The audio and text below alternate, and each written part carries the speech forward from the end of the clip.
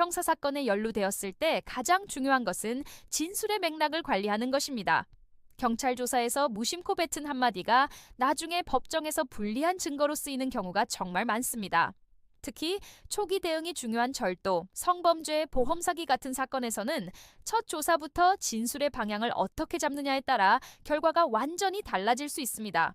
저희는 사건을 수임할 때 성공 보수를 전제로 하지 않습니다. 왜냐하면 보수 구조가 변호사의 판단에 영향을 주어서는 안 되기 때문입니다. 오직 사건 자체에 집중해서 수사 초기부터 재판까지 모든 가능성을 열어두고 최선의 시나리오를 설계합니다.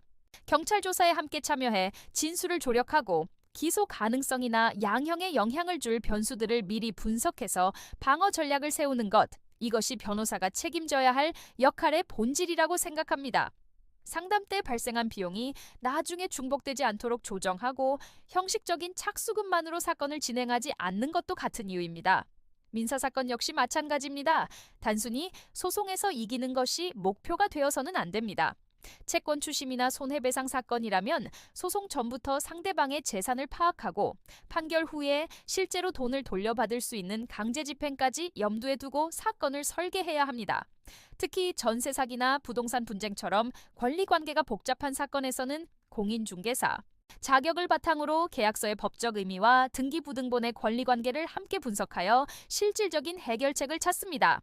이혼이나 재산 분할 같은 가사 사건은 감정 싸움으로 번지기 쉽습니다. 하지만 당장의 감정보다 중요한 것은 앞으로의 삶입니다. 저희는 재산 분할부터 양육권 문제, 나아가 성년 후견까지 장기적인 관점에서 분쟁의 소지를 최소화하는 해결책을 제시합니다. 학교 폭력이나 군인 징계, 행정소송처럼 특수한 절차가 요구되는 사건 역시 각 유형에 맞는 맞춤 대응이 필수적입니다. 사건은 변호사가 직접 책임져야 합니다. 상담부터 조사 참여, 재판, 그리고 마지막 집행 단계까지 사무직원에게 맡기지 않고 변호사가 직접 소통하며 사건을 이끌어갑니다. 전국 어느 곳의 사건이든 전자소송을 통해 신속하게 대응하고 모든 사건을 내일 바로 진행한다는 마음가짐으로 준비합니다. 2014년 문을 연 이후 지금까지 단 한 건의 분쟁 없이 신뢰를 지켜올 수 있었던 이유는 결과를 과장하지 않고 현실적인 해결책에 집중해 왔기 때문입니다. 형사, 민사, 가사, 행정까지 처음부터 끝까지 책임지는 법률 서비스를 원하신다면 법률사무소 아신이 그 기준을 보여드리겠습니다.